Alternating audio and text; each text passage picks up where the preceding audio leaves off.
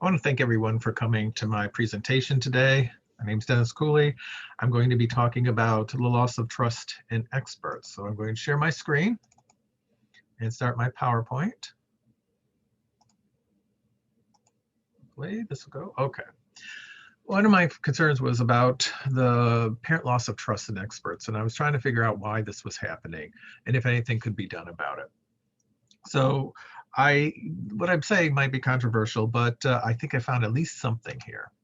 Now, why is there a declining trust in experts? Well, part of it is because of public beliefs. The other part, I believe, is because of some expert actions that shouldn't have been taken. For example, with public beliefs, three main things: scientific and other illiteracy on the part of the public, so that they don't really trust what's being said because they don't understand it; the destruction of experts because of political reasons, so it serves political purposes to take them down. And then finally, the view that each person's opinion is as good as anyone else's on the subject, which of course isn't true, but we like to think that that form of equality is something we should pursue. Then you have expert opinions as well, and actions.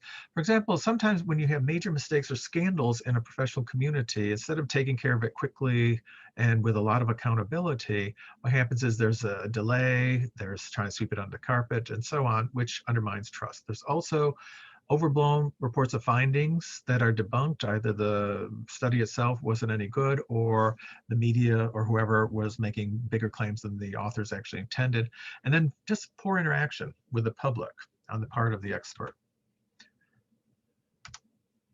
And why there's a disconnect between the public and experts' understandings, in part because it's hard to communicate. The experts, as professionals, we have these languages that outside people don't understand.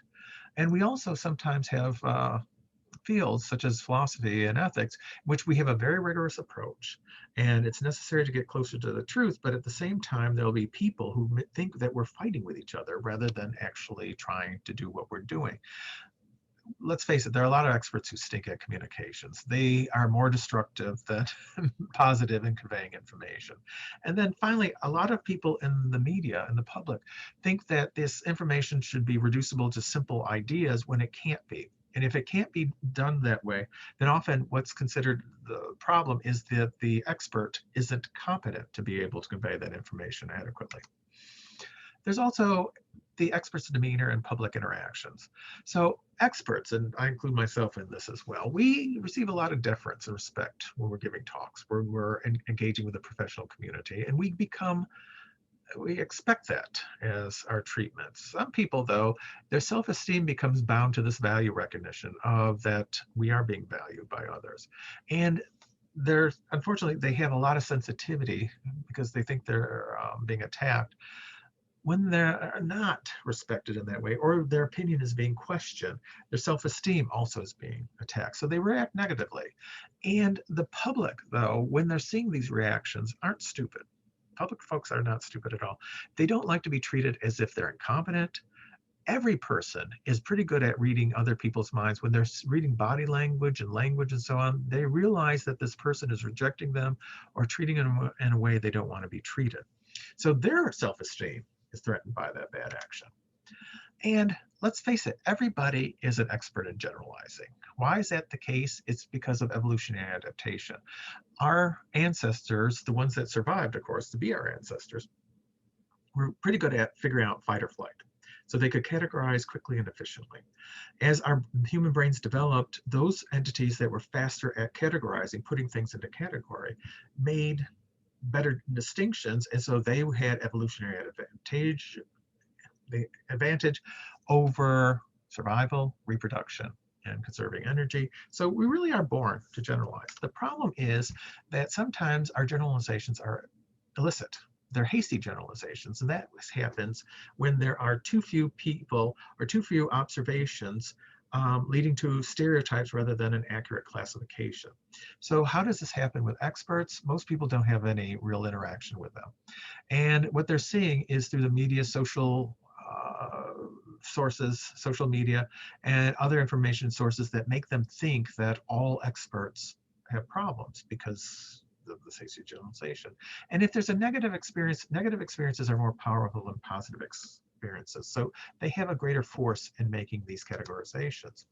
So what occurs is one bad apple can spoil the barrel. One bad expert interaction can actually influence the view of all other experts. How? If the experience with this expert makes that person who's evaluating the expert think the expert is untrustworthy, that sits, and then they start expanding out to other people in that same field as being untrustworthy, expand out further to other experts in other fields must be untrustworthy, and then what gets hit as well are the institutions that support these experts, who are a bunch of untrustworthy people. The institutions become untrustworthy. So the result is a loss of trust. The value of expert contribution is automatically discounted whenever it's heard, and overall trust in experts diminish. So what do we have to do to fix this? Well, here's my suggestion. I think we need to change. Instead of being experts first, we need to be educators. We need to put the educator hat on to begin with. Now, how do you do that? You have to create a learning environment by assuming certain things. First, that the public is interested enough to be willing to listen to you. They want to hear expert opinion. They might not agree with you and they fight you, but at least you could listen a little bit. You also have to assume that the public can teach you. This is an important thing about education. It's reciprocal. You can learn as much as you're teaching to others. And if you're doing that, then it's a much positive interaction. The public deserves the respect all experts want for themselves. So the way you want to be treated, you need to be treating other folks. And so that means no objectifying, demonizing, patronizing, or being condescending. Don't act as if it's an us versus them thing. And then finally, you got to assume you can be wrong. Most of us who are in education, we thought we were right about a particular thing. Somebody who out of the blue says, well, have you thought about this? Turns out we were wrong. So you got to be willing to accept that. And honest brokers really do identify their opinion, strengths, and weaknesses. We understand where we're really good and where we might be a little bit off. We also have to acquire an educator's virtue. So this is an automatic sort of interaction. Be humble. Why? Because you might be wrong. Be caring. If you care about the other folks this way, they can feel that. So you won't feel negative education or reactions with them. What you're doing is you're having more meaningful communication. Be an equal. You are an expert, but you're just a person like anyone else, and they're struggling just like your public is struggling just like you. So treat them as equals in that sense, and then be open. So establish a respectful, not threatening demeanor. Allow people to question you, treat it as a learning experience. And so hopefully what we get instead of hasty generalizations are timely ones. The positive interactions then will allow the public to see that the expert is a fellow human being engaged with them. So connect on an emotional level. That's more important than on the rational level. You can have the best arguments on the face of the earth, but if you're a person that they don't like, they're not going to listen. So if they're seeing you, and for example, the shared humanity between you, then it's a much more effective way of presenting an expert opinion and engaging in the learning process. And then finally, if this becomes a general experience, then it becomes more likely that experts will show they are trustworthy to the public, and we get past some of these problems. Now, of course, this is a slow process. Trust takes a lifetime to build. And sometimes you can't even be able to do that. And there's always the danger that something goes wrong. In our cancel culture, you can lose trust in one misstep, that you say something wrong or something somebody doesn't like, and it destroys you. So this is just a process to work. And then finally, I'll just say this.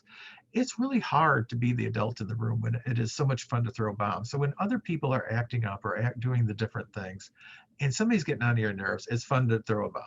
But in reality, that's only a short-term, self-indulgent approach to this. What we need are adults, because only adults build trustworthiness. And of course, educators are adults. Experts should be adults as well.